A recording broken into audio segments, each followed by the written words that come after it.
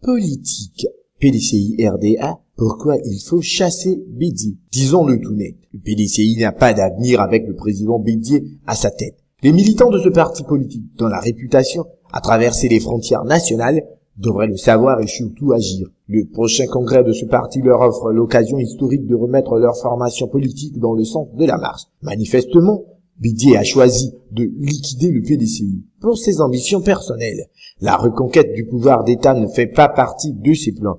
C'est le cadet de ses soucis. Et pourtant, cela est dans l'ordre du possible. Ce qui importe Henri Konan Bédié, HKB aujourd'hui, c'est son ventre, son bien-être personnel ainsi que celui de sa famille. Les preuves sont surabondantes. Il y a peu, la lettre du continent indiquait que l'ONG Servir de son épouse, Henriette Kwanzan Bomo, HKB, pourrait être déclarée d'utilité publique, ce qui lui permettrait de bénéficier de financements publics. Ce n'est pas tout.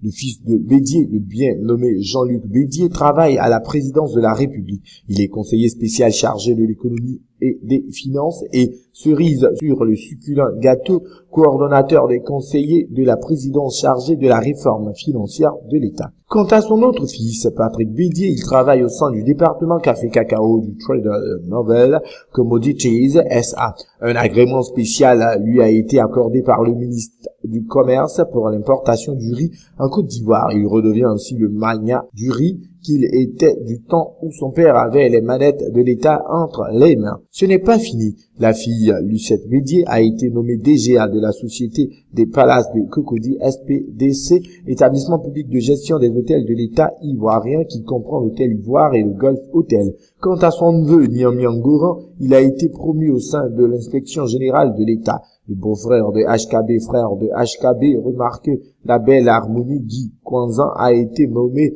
à la tête de la banque publique versus bank.